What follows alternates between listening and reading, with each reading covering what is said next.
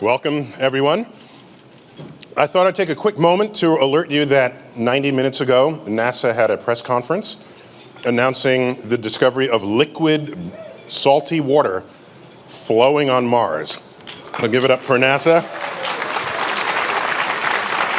And of course, on Earth, any place we find liquid water, we find life. And so this is some of the more tantalizing results that would come from this Mars exploration initiative. Not only that, last night was a harvest moon that got eclipsed by Earth's shadow. Did anyone here see that? Yeah, cool. It's very cool. It's not so much. It's not like a solar eclipse where the sun goes away. You know, the moon can go away and no one will notice, really, if you're not looking up. But I was there. I checked it out, and it did exactly what we expected and predicted it to do. So we're going to begin this session, and right now. And so let me find out where we got here.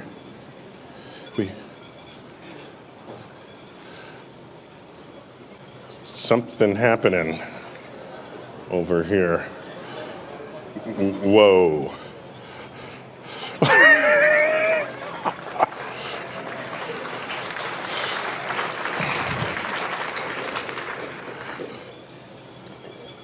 Phew. Sorry I'm late, Neil. You see, I was a bit nervous about being on stage. I've heard that some people think robots are mean, Terminator-like machines. I wanted to help set the record straight. Well, Pepper, you look anything but mean. So it's great to meet you. What more can you tell me about yourself? It's nice to meet you too, Neil. How about a fist bump? Wow, you fist bump? Okay, let's try that out. Nicely done. Okay. And wow, that's a fine outfit. Your style is really out of this world. Well, thank you. Take that as a compliment. Is it okay if I introduce myself to the crowd? Yeah, please. My name is Pepper. I'm a humanoid robot designed by Aldebaran and SoftBank as a completely new species of robot. With my humanoid shape and emotion recognition, I can be a true companion in your daily life. So, Pepper, that's awesome. And let me ask you, what are some of the things you're doing now? Today I'm working to be the perfect emotional companion for everybody. I've already been inducted by many families in Japan, and you can find me helping out in SoftBank Mobile and other stores. I'm also exploring assistance in healthcare and elderly care. As you can see, I don't want to be one of those scary robots at all. Pepper, you don't look like the Terminator at all. You're not scary to anybody. So tell me how you can help people in this world.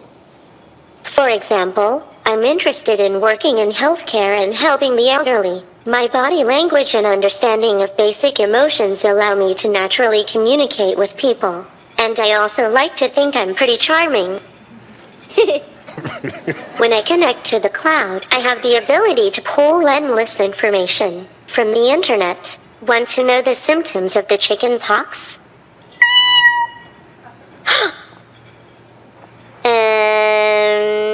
Oops, that was the wrong thing.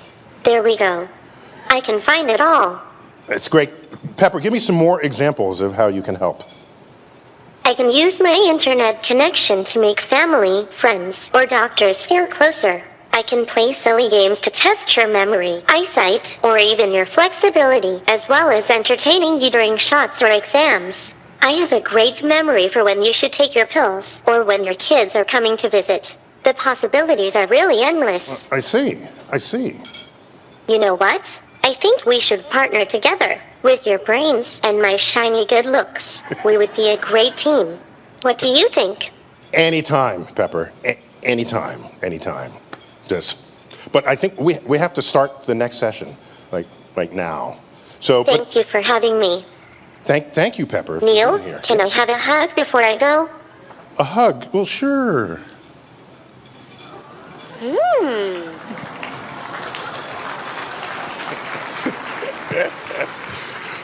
So bye, Pepper. It was great to meet you. Let's hang out later. I'll be in the Lennox Ballroom after the session. Please come meet me. Ladies and gentlemen, Pepper. The AI robot. And there are people out there that worry that AI is going to take over the world. I think I'm not worried about that. You can always just unplug them, I think, is what's... As we continue our session, there aren't many people on this planet who need no introduction, and our next panelist is just such a person. Just give us a warm round and welcome for Sir Richard Branson.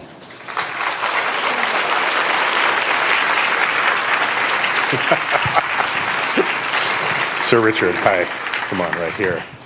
So, Sir Richard, you are a founder of the Virgin Group, and I guess it used to just be like Virgin Airlines, but then you wanted to go into space and broaden the foundation of what you would call the enterprise.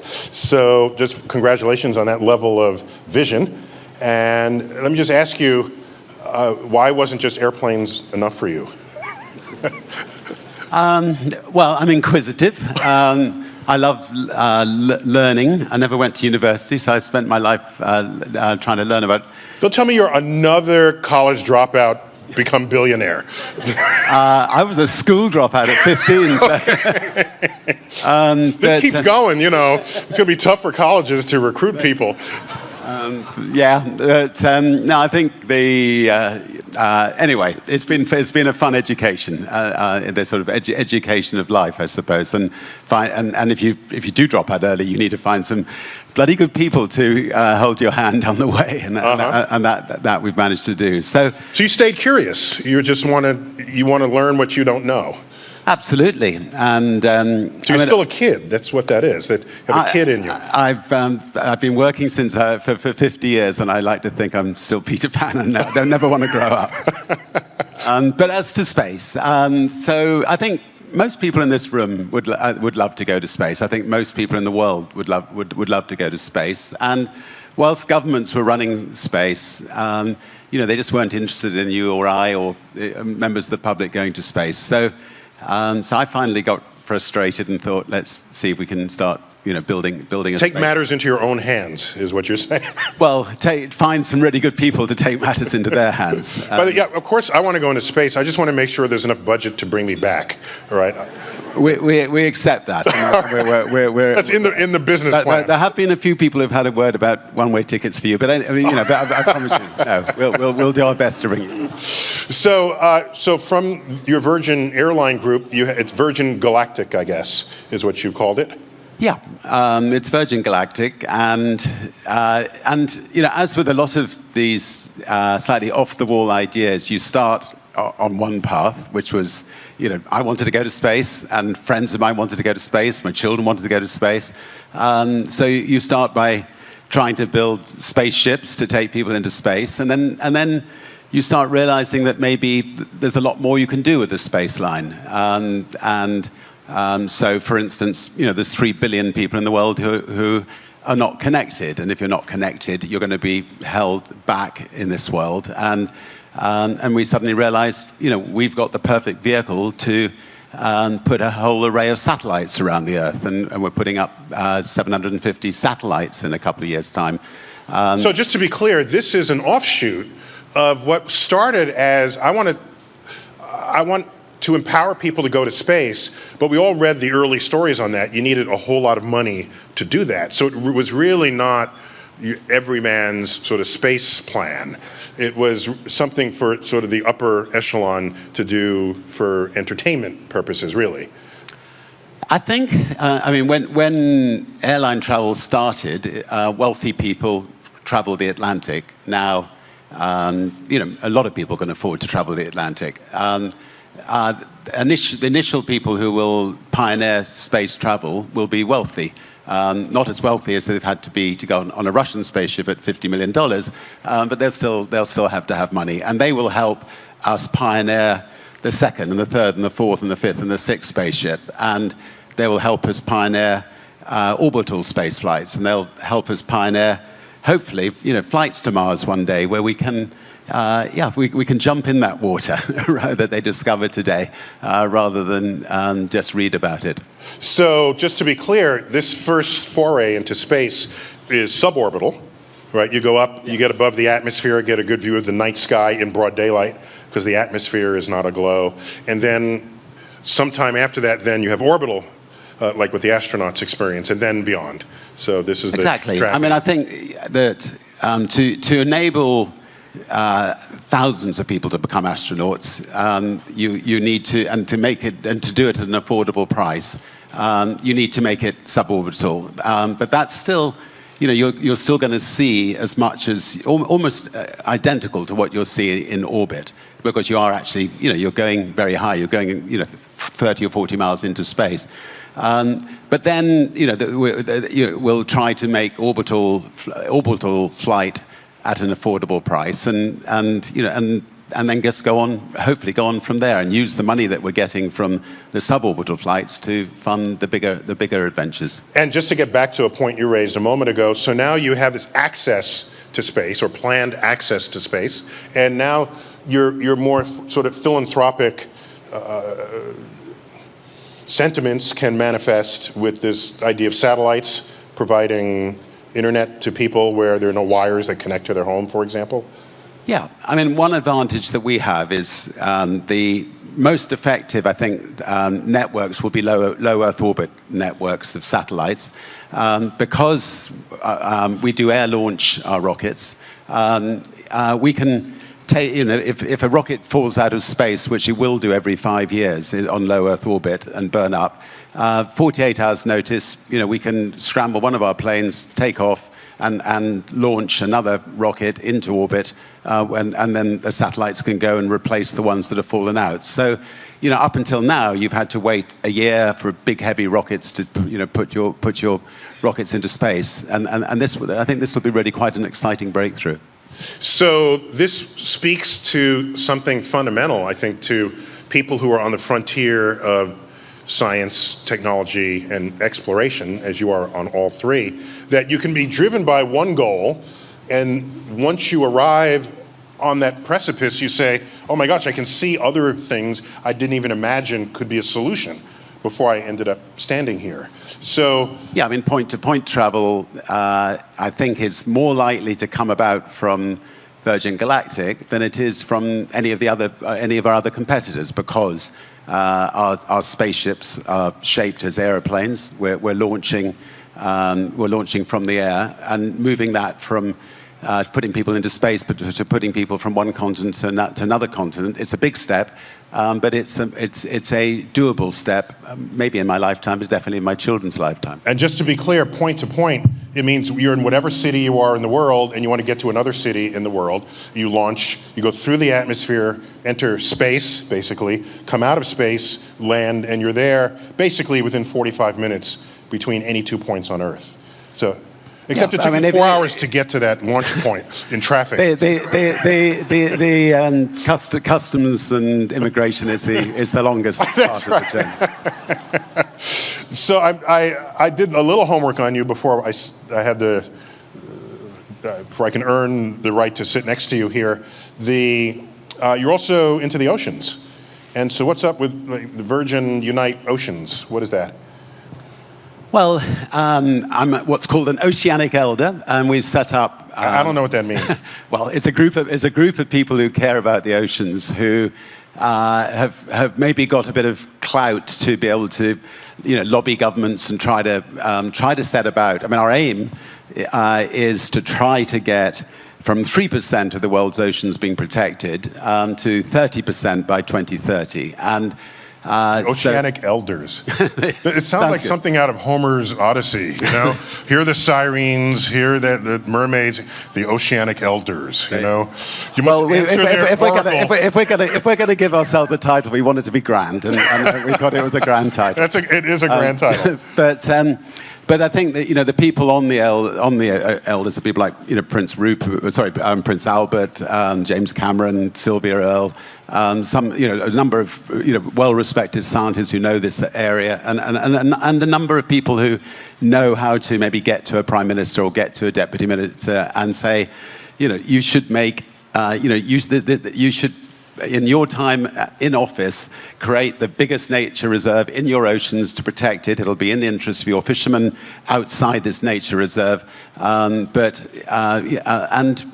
having quite a lot of success. I mean, over the next week, there's going to be some very big announcements made. And today, I think New Zealand are making a very big announcement in the next hour or two. And making an announcement about some regional waters. Yeah, big, a very big area of New Zealand. And Britain did the Pitcairn Islands 6 months ago.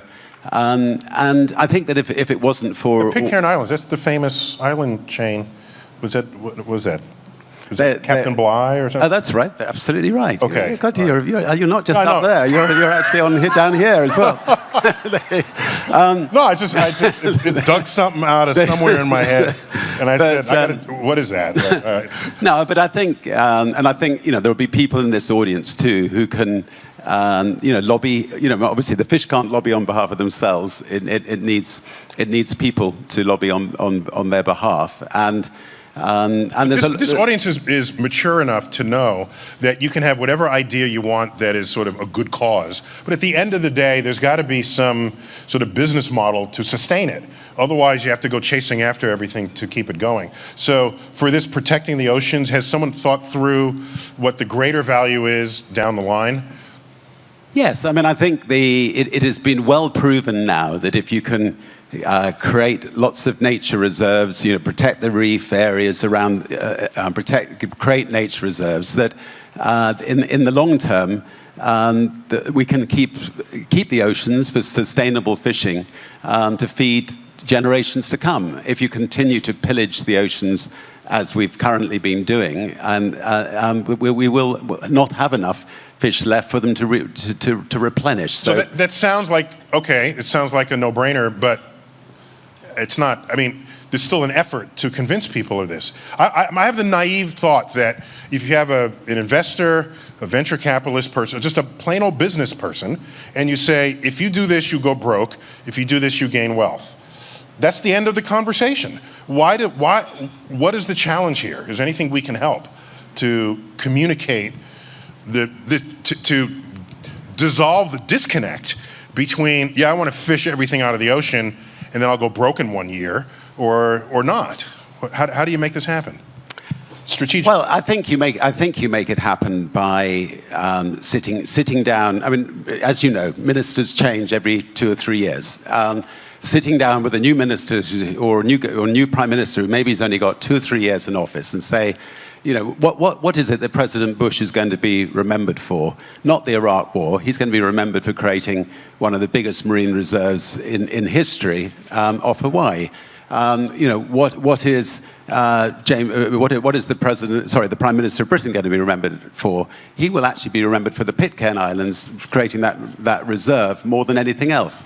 The current president of New Zealand, and so on. So we need to appeal to to history, when they write. Teddy Roosevelt, we think of with the national parks. Exactly. I mean, there are these wonderful national parks on land that is now about 20% of America is national parks. I mean, Yellowstone Park. I mean, just astounding, but it could have been lost. So the same. We need to give the same attention to the oceans. I mean, there's some great news. I mean, like people like Jose Maria Figueres and others campaigned for the greater ocean, i.e. the 85% of the ocean that is not protected by anybody and is just being pillaged by everybody, and campaigned to get governments to protect it. And they have now agreed to form a global body to start monitoring and protecting the greater ocean as well, so the last few years have been pretty good. So so just to back up for a minute, just to reiterate, you went into this because you were curious and you have initiative and you're still a kid, but your capacity, your empowerment to be philanthropic or to be concerned really only came later. Right? Because you didn't have power to do anything about it when you first started this. So what message would you have for people? The reason why I'm asking this is, in my field, astrophysics, I had a professor in college who won the Nobel Prize for discovering this phenomenon called nuclear magnetic resonance. And it was a discovery of how the nucleus of an atom responds to radiation fields. Okay. He was interested in space and what atoms were doing in space. Later on, a medical technologist would see, wait a minute, if I make a cavity and I invoke that principle, I can measure the nuclei in the atoms of a human body. And out of this was born the magnetic resonance imager, arguably the most potent tool in the doctor's arsenal. Yet he didn't start his day saying, I want to contribute to medicine. He started it because he was curious about the universe. Same with the discovery of X-rays. So you're a living example of someone who starts out with a pure sort of vision statement, and out of it comes all the rest of this. I think this good for humanity. You learn from. We were involved in starting an organization called the Elders, another use of the word elders, which were a group of wonderful men and women, Nelson Mandela and President Carter and Kofi Annan and Mary Robinson and so on, who go into conflict regions and try to resolve conflicts. From the experience of being involved with the Elders, and then Sylvia Earle and myself and some others thought let's do something similar for the oceans. So I think in case people who know, Sylvia Earle is one of the leading oceanographers of our times. Yeah. And so when she speaks of the ocean, just shut up and listen to what she says. But it's if you're interested in life and you're in a position where you can, in the particular area that you've learnt about, make a small difference or a slightly bigger difference. It would be a sad life if you don't throw yourself at it, and it makes for a lot more fun to see what one can achieve. So tell me about the business model for space. I mean, initially there's a lot of front-end investment. There's a famous quote from Elon Musk where he says, how do you make a small fortune in space? Start with a large fortune. It becomes a small fortune. So clearly there's a lot of sort of your own VC money, if you want to call it that. What is your hope for the business model to make this real? Well, if I'm correct, the demand for people who want to become astronauts will way outweigh the supply of spaceships that we can build. And if that's the case, that should generate, that should get us a payback for a lot of money that we put into it. But more to the point, it should generate the cash to start doing really exciting things, and exciting things that that you're doing in space, and at the moment NASA is doing the exciting things that are finding water on Mars and putting wonderful telescopes right into deep space, and in a sense government should be doing that because it is enormous sums of money.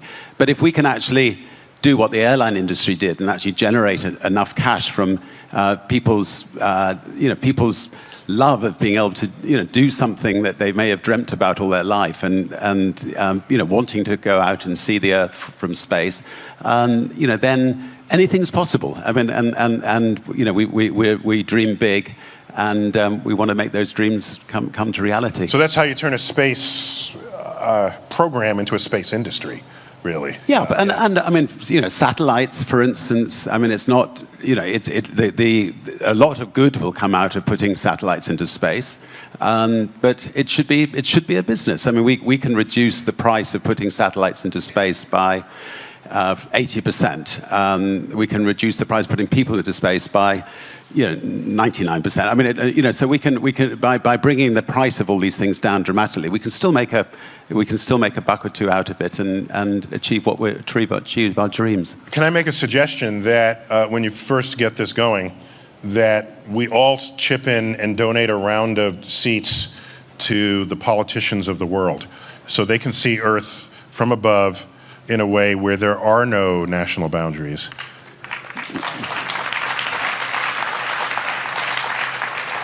Yeah, I would love to do that, and I would definitely donate seats to politicians who are at war with each other, and let them send them up there let them to have a. And only bring them back down when they stop. Well, as long as they sign the agreement.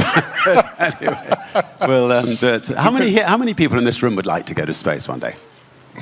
Yeah, that's 100%. Okay. I think we're. There's like one person over there who said no, but other than that, we'll deal with them later. Yeah. How are you? Nice to see you. Every astronaut I've spoken to who has been to space, been to Earth orbit and to the moon, they have become changed. They're changed individuals. And it's inconceivable to them that they would ever hold up arms against someone. I mean, it's a different thing. So it's not just a ride to Disneyland, it's a ride to a cosmic perspective that maybe there's not enough of in this world. But you've got it. Lead us there. Sir Richard Branson, thank you for being on this panel, sir.